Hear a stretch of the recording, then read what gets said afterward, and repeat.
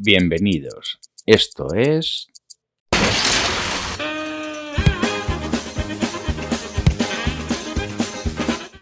Hola, buenas y bienvenidos a un nuevo vídeo del canal.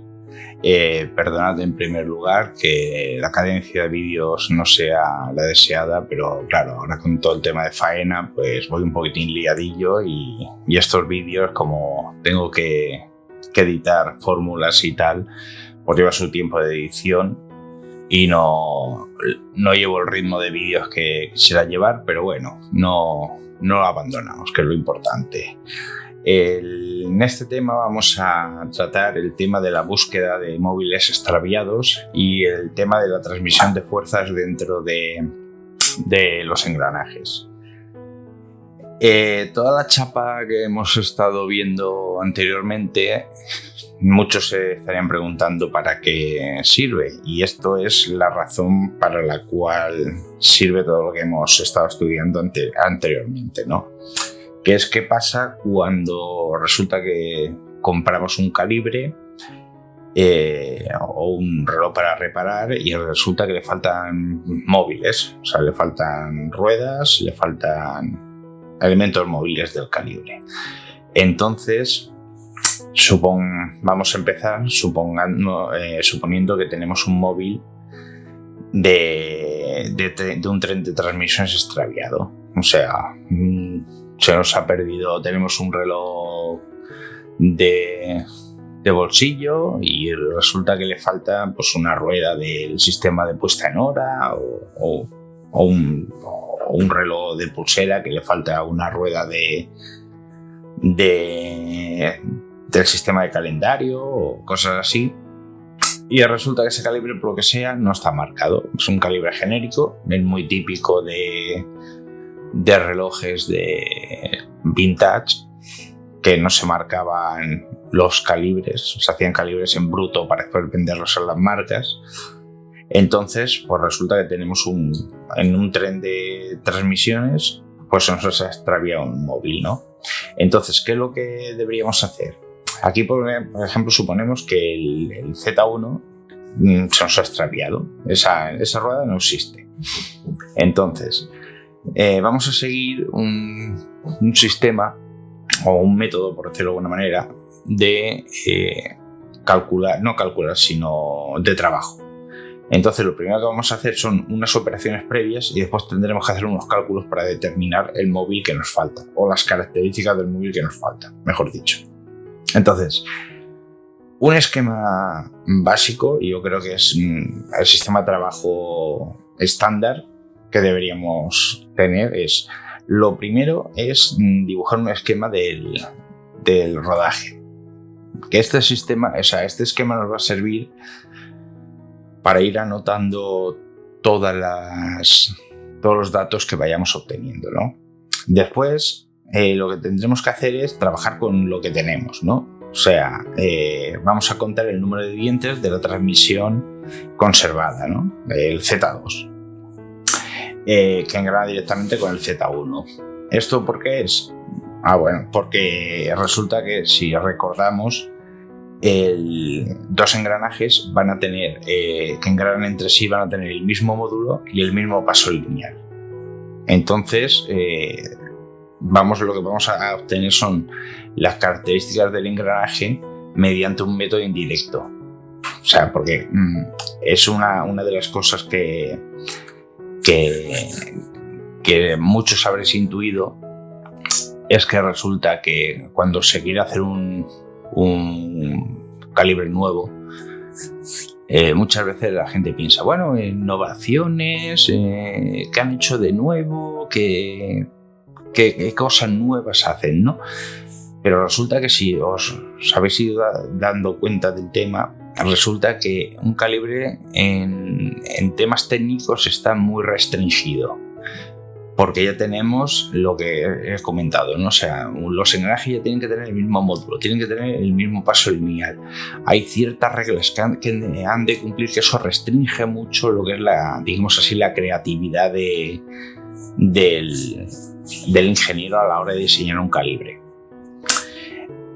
Con lo cual, no es tan fácil crear un calibre nuevo. Pero bueno, no salimos del tema. El siguiente paso va a ser medir el diámetro de la cabeza de transmisión conservada. O sea, este es el DA2. O sea, tenemos ahí el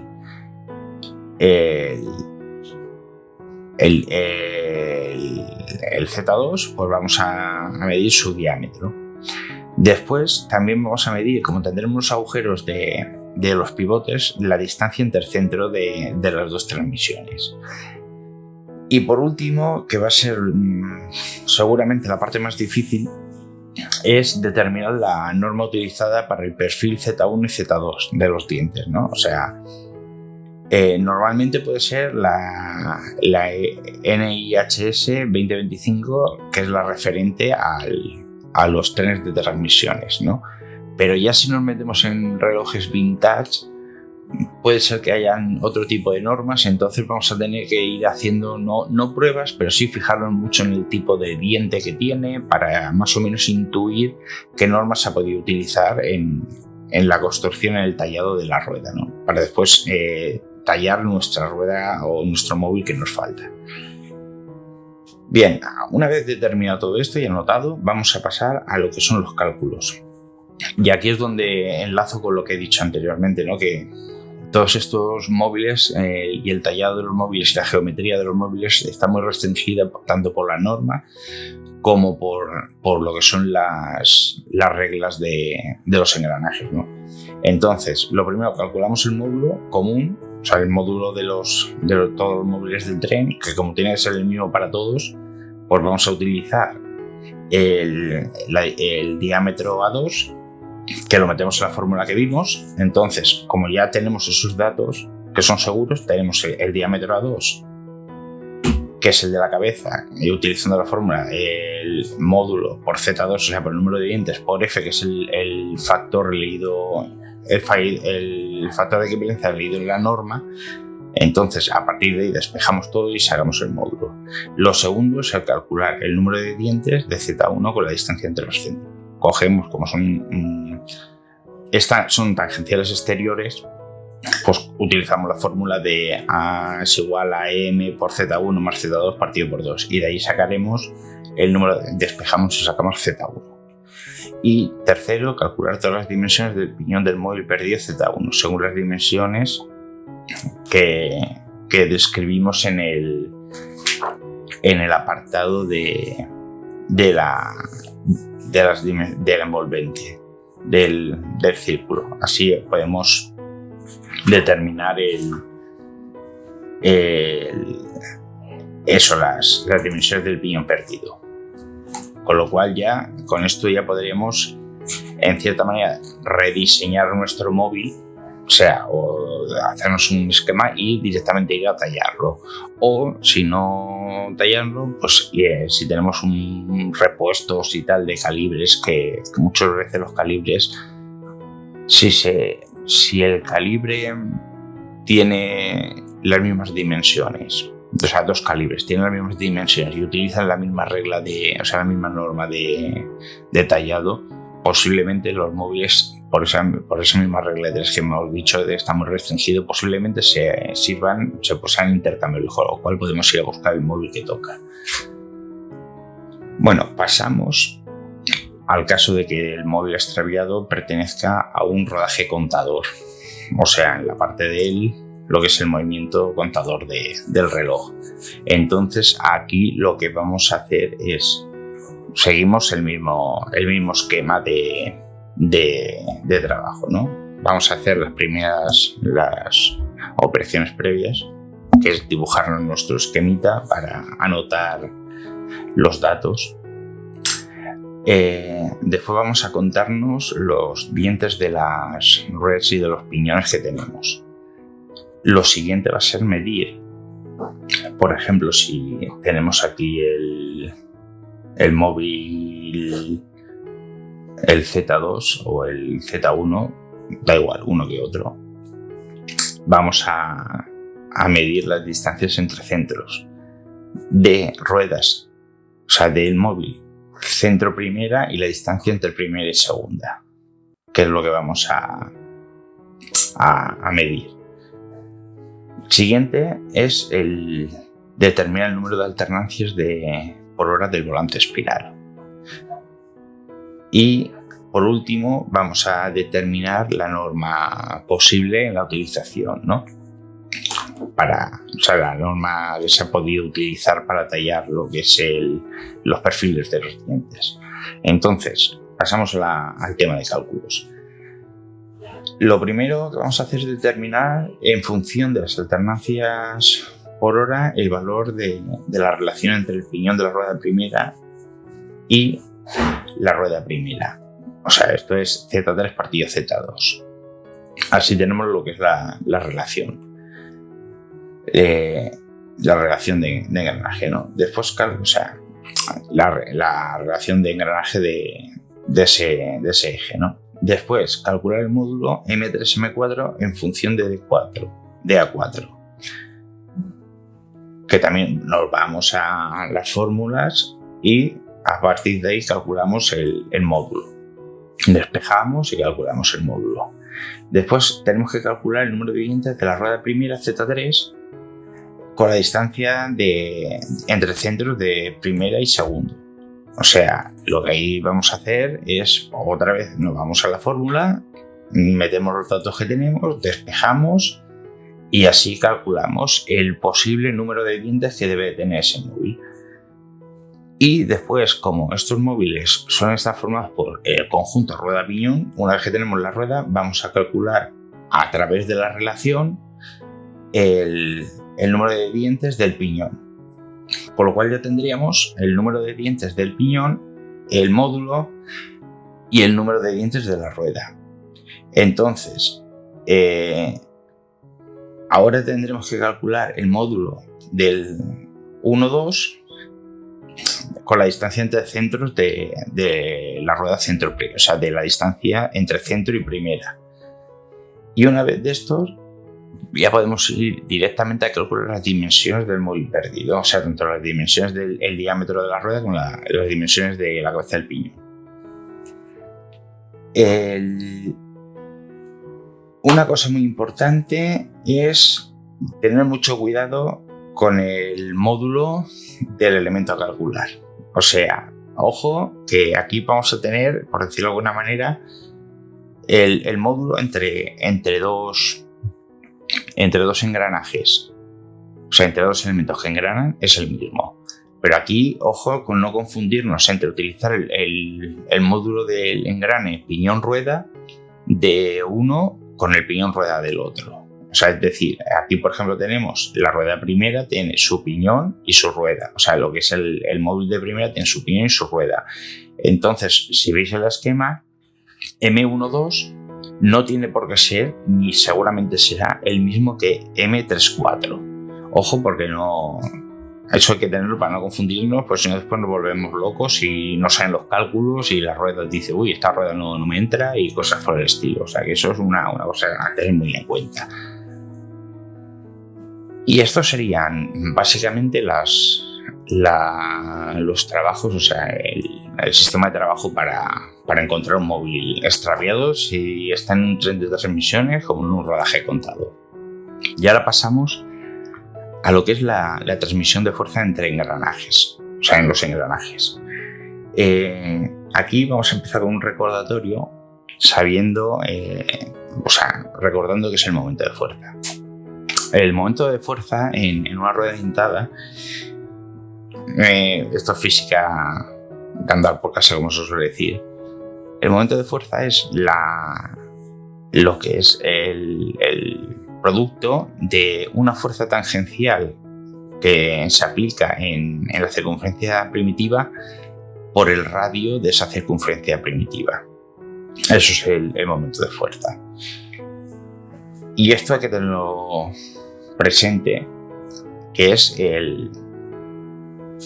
aplicado la fuerza tangencial en la circunferencia primitiva, no ni en el exterior del diente, ni en el interior, ni nada, sino sobre la circunferencia primitiva, que suele ser, por decirlo de alguna manera, el punto medio de los dientes, de donde se aplica, de donde una rueda, o sea, un engranaje, un diente, le aplica la fuerza al otro. Entonces, vamos a ver cómo se transmite la fuerza en un tren de transmisiones. Es decir, en el sistema de puesta en hora, en las ruedas de calendarios y en el remontuar. Bueno, el remontuar es un reductor. A eso no nos sirve. Pero bueno, simplemente en un tren de transmisiones. Las relaciones que actúan la relación de los momentos de fuerza que actúan sobre los extremos de los ejes de transmisión es proporcional a la relación entre el número de dientes entre los radios primitivos de las transmisiones de los mismos ejes, pero es inversamente proporcional a la relación de los números de vueltas. Ahora esto se verá en lo que es en la fórmula. Se dice, podemos decir que un sistema de fuerza está en equilibrio cuando la fuerza, el par de fuerzas en los extremos se anulan. Es decir, que una fuerza, la reacción en el último móvil impide o en el móvil que toque impide la rotación del mismo. Entonces así tenemos que, por ejemplo, las relaciones que tenemos es que el móvil, los momentos del primer móvil, si seguimos el esquema tenemos ahí,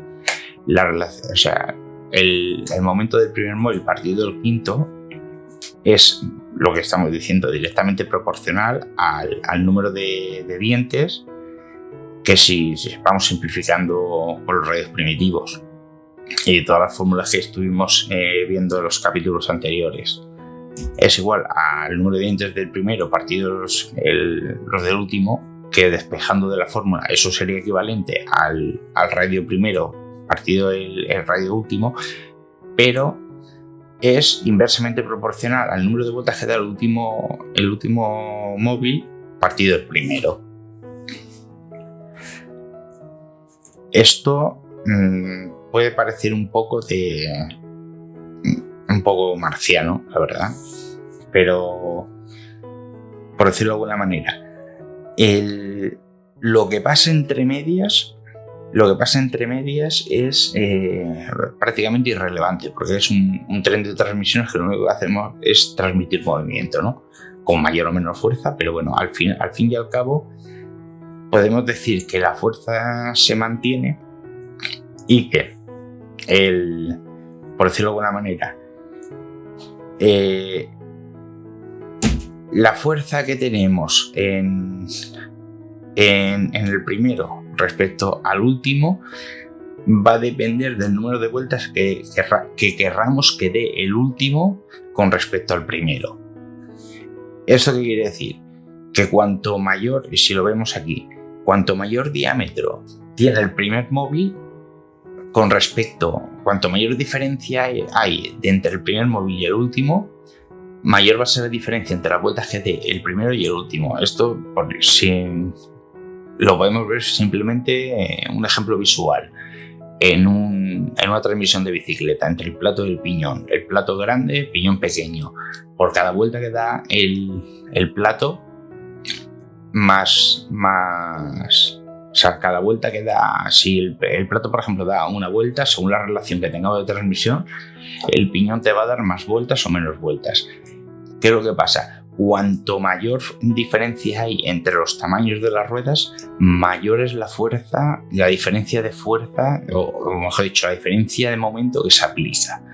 O sea, una rueda grande o un móvil grande con respecto a un móvil pequeño con menor diferencia, con menor diámetro y por ende menor número de dientes, el momento va a ser mucho mayor que en dos ruedas que tienen diámetros por el estilo. Esto va a servir, por ejemplo, después a la hora que tengamos que hacer complicaciones. Hay complicaciones que necesitan más par de fuerza, mayor momento de fuerza que otras. Entonces, a veces lo que conviene es a una rueda darle mayor diámetro para que la fuerza aplicada, el momento aplicado en la rueda de menor tamaño sea el suficiente para mover el mecanismo que tiene que mover. O sea, esto son cosas ya que se verán más adelante, pero con el tema de las complicaciones, pero es una relación que hay que tener clara en los trenes de transmisiones.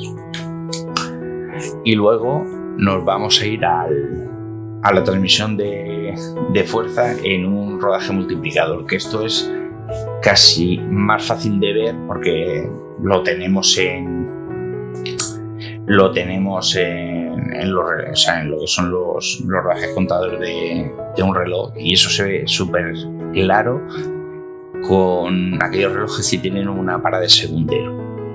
Bueno, pues en un rodaje multiplicador el momento de fuerza sobre el eje del primer móvil es la relación que existe perdón, la relación que existe entre los momentos del primero y el último es directamente, por decirlo de alguna manera, está relacionada con el número de dientes de los diferentes móviles. Y esto es entre los móviles conductores partido de los conducidos. Entonces, esto es la relación para determinarla, es muy fácil. En lo que es el numerador de lo que es la fracción, arriba se multiplican los números de dientes de lo que serían las ruedas, y abajo van los de los piñones multiplicados entre sí. Esto, bueno, en cuanto al sentido de rotación, hay que tener en cuenta si lo vamos a estar mirando el esquema desde la zona del dial o desde la zona de los puentes, ¿no? Entonces tendrá un sentido y el otro. Y por eso, y el sistema estará en equilibrio cuando el momento de fuerza aplicado en el último móvil impida la rotación. Que este es el principio por el cual se rige la parada de segundero en la mayoría de los casos. Y es como ya en los primeros vídeos ya comenté, que el tren de fuerza, o sea, la transmisión de fuerza en un tren multiplicador lo que hace es que al principio del tren tenemos mucho momento, o sea, un momento grande, pero una velocidad pequeña, y en el final del movimiento tenemos un par pequeño, o sea, un par menor, pero tenemos mucha velocidad. ¿Qué es lo que pasa? Que si queremos queremos introducir una parada de segundero en un mecanismo de este tipo, lo suyo, y va a ser más fácil colocarlo al final del tren que al principio del tren. ¿Por qué? Porque con muy poquita fuerza vamos a detener el reloj, o sea, todo el movimiento del tren. Y así lo podéis ver, que casi siempre lo que es el hacking, la parada del segundero, suele actuar o sobre la rueda de segundos o directamente sobre el volante. Y en algunos casos también sobre todo se actúa también sobre la rueda de escape. ¿Por qué? Porque con muy poquita fuerza detenemos todo el mecanismo. O sea, simplemente con rozarlo, para que veáis vosotros el momento tan bajo que tiene en esa parte del movimiento. Con muy poquita fuerza que apliquemos, estamos deteniendo todo el movimiento.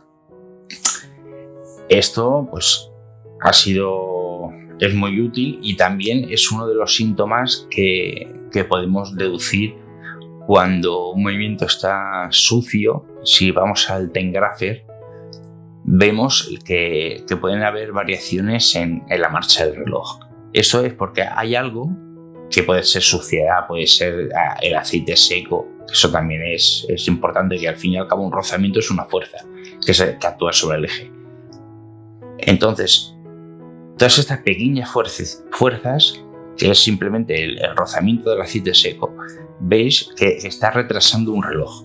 O sea, le está impidiendo la marcha, hasta el punto que en calibres muy sucios este aceite seco ejerce suficiente fuerza, con lo cual suficiente momento para anular el momento del barrilete, con lo cual se detiene el reloj. Y después debemos considerar también una cosa, que es lo que es el rendimiento, ¿no? O sea, ¿cómo se reduce este momento desde el primer móvil al último móvil? Habitualmente hay un consenso que es que aproximadamente se pierde un 10% de momento por engranaje. O sea, por engrane de rueda piñón, ¿no? Entonces, por ejemplo, tenemos aquí el NU, que sería el tanto por ciento, o sea, el rendimiento del engranaje medido en tanto por ciento, o sea, el NU total, o sea, el rendimiento total es igual a los rendimientos individuales elevado al número de engranajes. Entonces, si por ejemplo tenemos que tomamos que el rendimiento es del 90%, o sea que se pierde un 10%, con lo cual nos queda un 90% de rendimiento efectivo, y tenemos cuatro engranajes, pues el rendimiento total lo podemos tomar como 0,9 elevado a 4. Que tenemos 5, pues 0,9 elevado a 5. Que tenemos 6 engranajes, pues 0,9 elevado a 6. Entonces, el momento práctico calculado en uno de los ejes se obtendrá multiplicando el número de fuerzas por el rendimiento considerado en este eje. O sea, si queremos ver en la rueda, o sea, en el eje de centro, en el de segundos o en el centro o en el escape, el momento práctico, pues multiplicamos el momento de fuerza por el rendimiento considerado en este eje. O sea, tenemos el movimiento de 10. Pues bueno, calculamos, a ver, tenemos tres ejes, ¿no? Pues calculamos 0,9 elevado a 3. Y eso lo multiplicamos por el momento efectivo. O sea, el momento inicial al principio, pues, por ese rendimiento. Entonces sabremos cuánto tanto por ciento de momento tenemos aplicado en cada eje. Que esto, otra vez vuelvo a repetir, esto va a ser útil después a la hora de introducir complicaciones en un movimiento de reloj. Por ejemplo, un cronógrafo. Un cronógrafo se alimenta del momento de fuerza principal. Entonces, ¿dónde vamos a conectar el módulo de cronógrafo? Pues en aquel eje que sepamos que tiene suficiente momento como para mover todo nuestro mecanismo de cronógrafo. Porque de nada serviría conectar ya muy exagerado, ¿no? Uno que diga, oye, pues mira, voy a conectar el momento, o sea, mi módulo de cronógrafo a la rueda de segundos.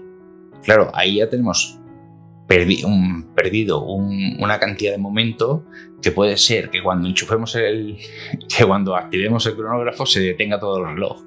¿Por qué? Porque todo lo que tiene que mover ese momento de fuerza en el módulo de cronógrafo, la resistencia, por decirlo de alguna manera, el momento necesario para mover todo el movimiento de cronógrafo sea mayor que el que nos transmite la rueda en ese eje. Por decirlo de alguna manera, que se vea gráficamente. Es como si queremos mover un camión con el motor de un utilitario. Pues ¿qué es lo que va a pasar? Que no tiene suficiente fuerza para mover el camión. Pues en los relojes ocurre igual. El tema de la transmisión de fuerza en un rodaje multiplicador es importante por esto, para poder determinar, según nuestras necesidades futuras o de la complicación que queramos introducir, dónde nos conviene conectar los diferentes módulos o de qué eje vamos a sacar el momento de fuerza necesario para mover todo el mecanismo.